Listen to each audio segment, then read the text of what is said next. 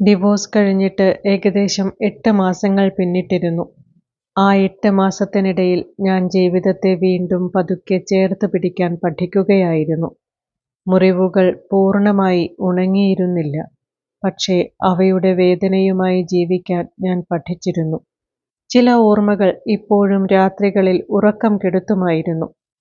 എന്നിരുന്നാലും അവയെയെല്ലാം പിന്നിലാക്കി മുന്നോട്ട് നടക്കാൻ ഞാൻ തീരുമാനിച്ചിരുന്നു. അങ്ങനെ ഒരു ഉച്ചയിലായിരുന്നു എൻ്റെ ഫോൺ ശബ്ദിച്ചത്. സ്ക്രീനിൽ തെളിഞ്ഞത് ഒരു ഡൽഹി നമ്പർ, സേവ് ചെയ്യാത്ത ഒരു അൺനോൺ നമ്പർ. ഒരു നിമിഷം ഞാൻ മടിച്ചു. ആരായിരിക്കും?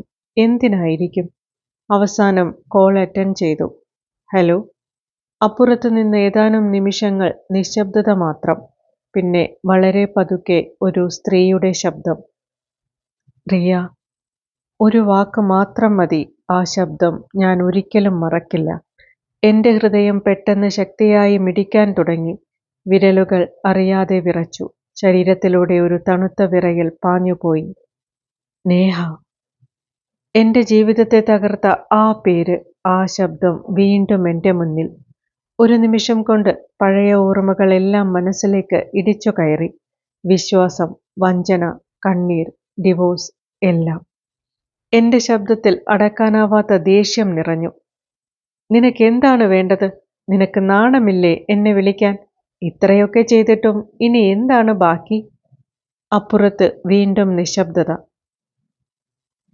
പിന്നെ വിറയുന്ന ശബ്ദത്തിൽ അവൾ പറഞ്ഞു, റിയ പ്ലീസ്, ഒരു 5 മിനിറ്റ്, ഞാൻ പറയുന്നതൊന്ന് കേൾക്കൂ. ആ ശബ്ദം പ്രതീക്ഷിച്ചതുപോലെ ആയിരുന്നില്ല. അതിൽ പഴയ അഹങ്കാരമില്ല, വിജയത്തിൻ്റെ ആഘോഷമില്ല. മറിച്ച് എന്തോ തകർന്നുപോയ ഒരു മനുഷ്യൻ്റെ നിസ്സഹായതയായിരുന്നു. കരച്ചിലടക്കാൻ ശ്രമിക്കുന്നതുപോലെ അവളുടെ ഓരോ വാക്കുകളും വിറയ്ക്കുന്നുണ്ടായിരുന്നു. ഒരു നിമിഷത്തേക്ക് ഞാൻ ആശയക്കുഴപ്പത്തിലായി. പക്ഷേ അടുത്ത നിമിഷം തന്നെ എൻ്റെ മനസ്സ് വീണ്ടും കല്ലുപോലെ കഠിനമായി. എനിക്കൊന്നും കേൾക്കേണ്ട നേഹ. എൻ്റെ ജീവിതത്തിൽ നിന്ന് നീ പോയ ദിവസം തന്നെ നീ എനിക്ക് മരിച്ചതാണ്. കോൾ കട്ട് ചെയ്യ്. ഞാൻ ഫോൺ വയ്ക്കാൻ ഒരുങ്ങിയതും അവൾ ഏതാണ്ട് കരഞ്ഞുകൊണ്ട് വിളിച്ചു പറഞ്ഞു, റിയ പ്ലീസ്, ഫോൺ വെക്കരുത്. ഞാൻ വലിയൊരു ആപത്തിൽ പെട്ടിരിക്കുകയാണ്. ഇവിടെ ഈ നഗരത്തിൽ നീയല്ലാതെ എന്നെ സഹായിക്കാൻ എനിക്കാരുമില്ല. ആ അവസാന വാക്കുകൾ കേട്ടപ്പോൾ എൻ്റെ വിരൽ കോൾ കട്ട് ചെയ്യുന്ന ബട്ടണിന് മുകളിൽ നിശ്ചലമായി. നീയല്ലാതെ എന്നെ സഹായിക്കാൻ ആരുമില്ല. ആ വാചകം എൻ്റെ മനസ്സിൽ വീണ്ടും വീണ്ടും മുഴങ്ങി.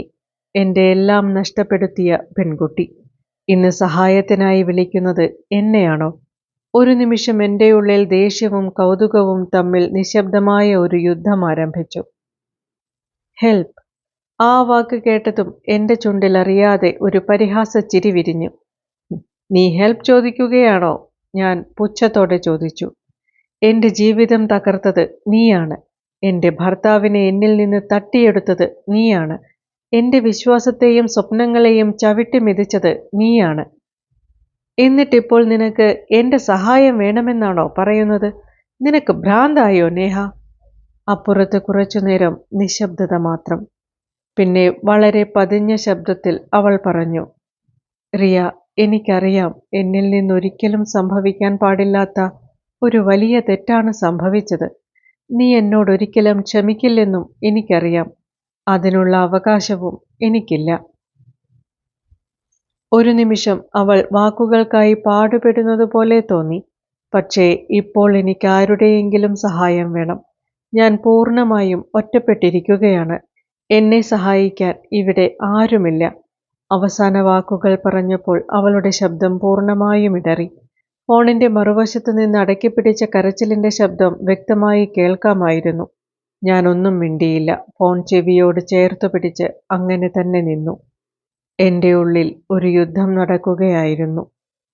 ഒരു വശത്ത് എൻ്റെ ജീവിതം കവർന്നെടുത്ത സ്ത്രീയോടുള്ള അതിരില്ലാത്ത വെറുപ്പ്. മറുവശത്ത് ആ കരച്ചിലിൽ എന്തോ കാപട്യമില്ലാത്ത വേദനയുണ്ടെന്ന തോന്നൽ. ഏതാനും നിമിഷങ്ങൾ അങ്ങനെ കടന്നുപോയി. അവസാനം എൻ്റെ മനസ്സ് ആ നിശബ്ദത സഹിക്കാനാവാതെ ചോദിച്ചു, എന്താണ് പറ്റിയത് നേഹ? വളച്ചുകെട്ടാതെ കാര്യം പറയൂ. അവൾ കരച്ചിൽ പതുക്കെ നിയന്ത്രിക്കാൻ ശ്രമിച്ചു. ഒരു ദീർഘനിശ്വാസം എടുത്ത ശേഷം വളരെ പതിഞ്ഞ ശബ്ദത്തിൽ പറഞ്ഞു, രാഹുൽ. ഞാനൊന്നും മിണ്ടിയില്ല. രാഹുൽ എന്നെ അടിക്കുന്നു റിയ. ആ ഒരു വാചകം കേട്ട നിമിഷം എൻ്റെ ഹൃദയമിടിപ്പ് ഒരു നിമിഷത്തേക്ക് നിലച്ചതുപോലെ തോന്നി. വാട്ട്? ആ വാക്ക് അറിയാതെ എൻ്റെ ചുണ്ടുകളിൽ നിന്ന് പുറത്തു വന്നു. അതെ, അവൾ കരഞ്ഞുകൊണ്ട് തുടർന്നു. വിവാഹം കഴിഞ്ഞ ആദ്യമൊക്കെ ഇടയ്ക്കൊക്കെ മാത്രമായിരുന്നു. ദേഷ്യം വന്നാൽ ഒരടിയോ തള്ളോ, പിന്നെ മാപ്പ് പറയും. ഞാൻ അതൊക്കെ സഹിച്ചു. പക്ഷേ ഇപ്പോൾ എല്ലാം മാറി റിയ. അവളുടെ ശ്വാസം കിതയ്ക്കുന്നുണ്ടായിരുന്നു. ഇപ്പോൾ അവൻ മിക്ക ദിവസവും എന്നെ മർദ്ദിക്കുന്നു. ചെറിയ കാര്യങ്ങൾക്ക് പോലും സംശയിക്കുന്നു. ഫോണിൽ ആരോട് സംസാരിച്ചു, പുറത്തേക്ക് എന്തിനു പോയി, ആരെ നോക്കി ചിരിച്ചു, എന്തെങ്കിലും കാരണം കണ്ടെത്തി ഉപദ്രവിക്കും. ഓരോ വാക്കു പറയുമ്പോഴും അവളുടെ ശബ്ദം കൂടുതൽ തകർന്നുകൊണ്ടിരുന്നു. ഇന്നലെ രാത്രി, അവൾ പറഞ്ഞു നിർത്തി. കരച്ചിൽ വീണ്ടും ശബ്ദത്തെ മൂടി. കുറച്ചു നിമിഷങ്ങൾക്ക് ശേഷം അവൾ വിറയുന്ന ശബ്ദത്തിൽ പറഞ്ഞു, ഇന്നലെ രാത്രി അവൻ എന്നെ അത്രയും ക്രൂരമായി അടിച്ചു. ശരീരം മുഴുവൻ നീലപ്പാടുകളാണ്. എനിക്ക് എഴുന്നേറ്റ് നിൽക്കാൻ പോലും കഴിയുന്നില്ല റിയ. ആ വാക്കുകൾ കേട്ടപ്പോൾ എൻ്റെ കൈകൾ അറിയാതെ വിറച്ചു. ഒരിക്കൽ എൻ്റെ ജീവിതം തകർത്ത പുരുഷൻ ഇന്ന് അവനു വേണ്ടി എന്നെ വഞ്ചിച്ച സ്ത്രീയുടെ ജീവിതവും അതേ ക്രൂരത കൊണ്ട് തകർക്കുകയാണോ? മനസ്സിൽ ചിന്തകൾ ഓരോന്നായി കൂട്ടിയിടിക്കുകയായിരുന്നു. വിശ്വസിക്കണോ വേണ്ടയോ എന്നൊരു ആശയക്കുഴപ്പം.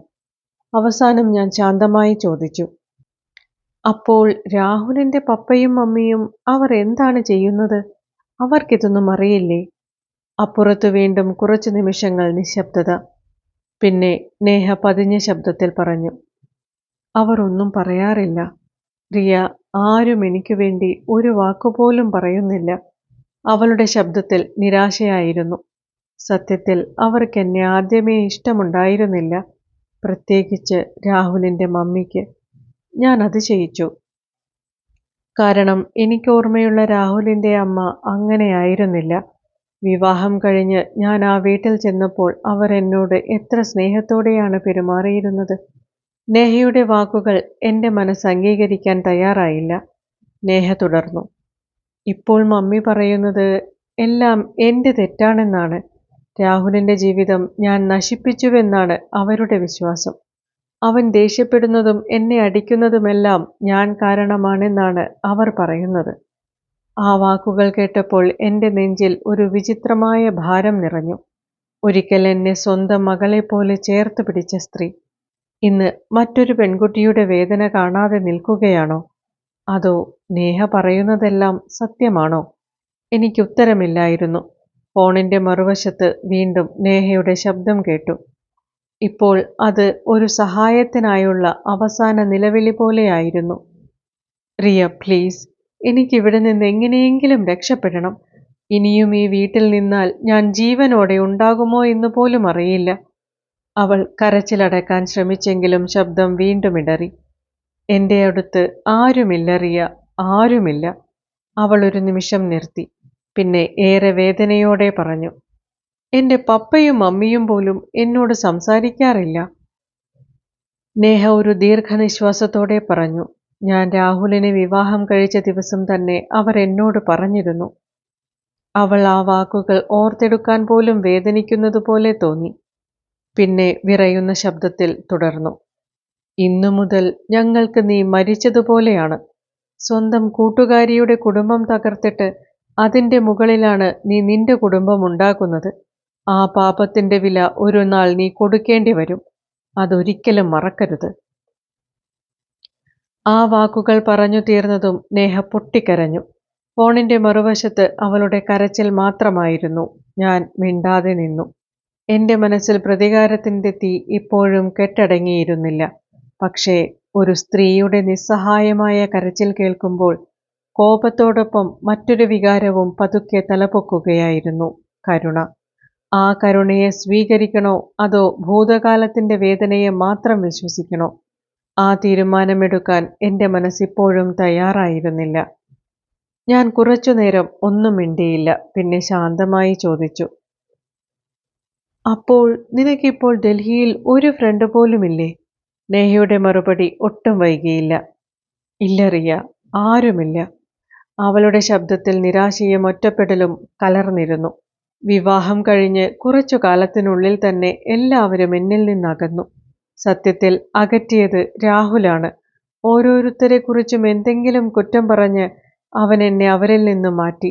പിന്നീട് ആരെയും കാണാൻ പോലും അനുവദിച്ചില്ല. അവളൊന്ന് നിർത്തി. പുറത്തേക്ക് ഒറ്റയ്ക്ക് പോകാൻ പോലും പറ്റില്ല. എൻ്റെ ഫോൺ എപ്പോഴും അവൻ പരിശോധിക്കും. ആരോടാണ് സംസാരിച്ചത്, ആരാണ് മെസ്സേജ് അയച്ചത്, എല്ലാം. ഞാൻ നെറ്റിച്ചൊളിച്ചു. അങ്ങനെയാണെങ്കിൽ ഇപ്പോൾ എങ്ങനെയാണ് എന്നെ വിളിച്ചത്? അവൻ ഓഫീസിലേക്ക് പോയിരിക്കുകയാണ്. ഞങ്ങളുടെ ഒരു നെയ്ബറിൽ നിന്ന് ഫോൺ വാങ്ങിയിട്ടാണ് ഞാൻ നിന്നെ വിളിക്കുന്നത്. അവനറിയില്ല. വീണ്ടും നിശബ്ദത. ഞാൻ ഒന്നും പറഞ്ഞില്ല. ഫോൺ ചെവിയോട് ചേർത്ത് പിടിച്ചുകൊണ്ട് ഞാൻ എൻ്റെ മനസ്സിനോട് തന്നെ ചോദിക്കുകയായിരുന്നു, എനിക്കിപ്പോൾ എന്താണ് തോന്നുന്നത്? സന്തോഷമാണോ?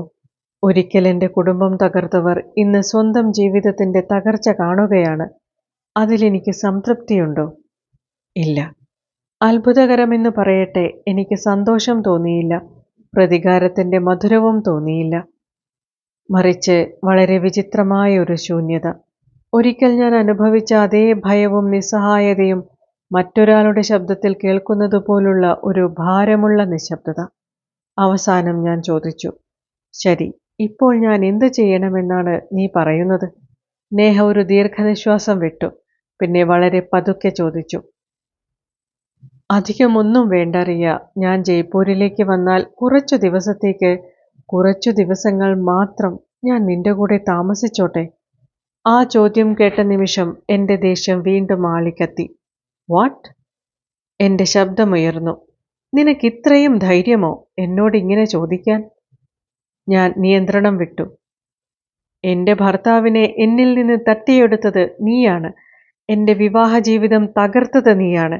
എൻ്റെ ജീവിതം നരകമാക്കിയിട്ട് ഇന്ന് നീ വന്ന് എൻ്റെ വീട്ടിൽ താമസിക്കാൻ അനുവാദം ചോദിക്കുകയാണോ? കുറച്ച് നിമിഷങ്ങൾക്ക് ശേഷം നേഹയുടെ ശബ്ദം വീണ്ടും കേട്ടു. ഇപ്പോൾ അത് വളരെ ദുർബലമായിരുന്നു. എനിക്കറിയാം റിയ, ഈ ലോകത്തെ ഏറ്റവും വലിയ തെറ്റുകാരി ഞാൻ തന്നെയാണ്. ഞാൻ ചെയ്തതിന് ആരും എന്നോട് ക്ഷമിക്കില്ലെന്നും അറിയാം. നീ ഒട്ടും ക്ഷമിക്കില്ലെന്ന് എനിക്കുറപ്പാണ്. അവൾ കരച്ചിലടക്കാൻ ശ്രമിച്ചു. പക്ഷേ ഞാനിപ്പോൾ ശരിക്കും തകർന്നിരിക്കുകയാണ്. ഓരോ വാക്കും അവൾ പ്രയാസപ്പെട്ടാണ് പറയുന്നത്. പേടി കൊണ്ടാണ് ഞാൻ ജീവിക്കുന്നത്. രാത്രിയാകുമ്പോൾ ഉറങ്ങാൻ പോലും ഭയമാണ്. വാതിൽ തുറക്കുന്ന ശബ്ദം കേട്ടാൽ ഞാൻ വിറയ്ക്കും. അവൻ്റെ കാലടി ശബ്ദം കേൾക്കുമ്പോൾ എൻ്റെ ഹൃദയം നിൽക്കുന്നത് പോലെ തോന്നും. അവൾ ഒരു നിമിഷം നിർത്തി. പിന്നെ ശബ്ദം വിറച്ചുകൊണ്ട് പറഞ്ഞു, റിയ, രാഹുലിന് എന്തോ സംഭവിച്ചിരിക്കുന്നു. അവൻ പഴയ ആളല്ല. അവന് ഭ്രാന്തായതുപോലെയാണ്. എൻ്റെ ശ്വാസം അറിയാതെ വേഗത്തിലായി. നേഹയുടെ അടുത്ത വാക്കുകൾ എന്നെ പൂർണ്ണമായും നിശബ്ദയാക്കി. ഇന്നലെ രാത്രി അവൻ എൻ്റെ കഴുത്ത് ഞെരിച്ചുകൊണ്ട് ഒരു കാര്യം പറഞ്ഞു. അവൾ കരച്ചിലിനിടയിലും ആ വാക്കുകൾ ഓർത്തെടുത്തു. നീ ഇവിടെ നിന്ന് രക്ഷപ്പെടാനോ ഓടിപ്പോകാനോ ശ്രമിച്ചാൽ നിന്നെ ഞാൻ കൊല്ലും. ആ വാക്കുകൾ കേട്ടപ്പോൾ എൻ്റെ കൈകൾ തണുത്തുപോയി. ഫോണിൻ്റെ മറുവശത്ത് നേഹ കരയുകയായിരുന്നു. ഇവിടെ ഫോൺ മുറുകെ പിടിച്ചുകൊണ്ട് ഞാൻ ഇരിക്കുകയായിരുന്നു. ഇപ്പോൾ ഇത് ഒരു പഴയ പ്രണയത്തിൻ്റെയോ പ്രതികാരത്തിൻ്റെയോ കഥ മാത്രമായിരുന്നില്ല. ഇത് ഒരു സ്ത്രീയുടെ ജീവനും മരണവും തമ്മിലുള്ള പോരാട്ടമായി മാറിക്കൊണ്ടിരിക്കുകയായിരുന്നു. റിയ, എനിക്കുറപ്പുണ്ട് അവൻ ശരിക്കും അത് ചെയ്യും. അത്രയധികം ഭ്രാന്തെടുത്തിരിക്കുകയാണ് അവൻ. കുറച്ചുനേരത്തെ നിശബ്ദതയ്ക്ക് ശേഷം അവൾ വീണ്ടും പറഞ്ഞു, എനിക്കാണെങ്കിൽ എന്ത് പറയണമെന്നറിയാത്ത അവസ്ഥ. ഞാൻ ഇവളെ ഹെൽപ്പ് ചെയ്യണോ? ഇവൾ എൻ്റെ ജീവിതം തകർത്തവളല്ലേ. പിന്നെ ഞാൻ എങ്ങനെയാണ് ഇവളെ ഹെൽപ്പ് ചെയ്യുക? അവളെ അവളുടെ വഴിക്ക് വിടുന്നതല്ലേ നല്ലത്. ഒടുവിൽ ഞാൻ പറഞ്ഞു, എനിക്ക് കുറച്ച് സമയം വേണം നേഹ. ഞാൻ കുറച്ചാലോചിക്കട്ടെ. പക്ഷേ റിയ, നേഹ, ഞാൻ കുറച്ചാലോചിക്കട്ടെ, എന്നിട്ട് പറയാം. ഓക്കെ റിയ, പ്ലീസ്, നീ വേഗത്തിൽ തീരുമാനിക്കണം. എൻ്റെ അവസ്ഥ അത്രയും മോശമാണ്. ഞാൻ ഒന്നും പറയാതെ കോൾ കട്ട് ചെയ്തു.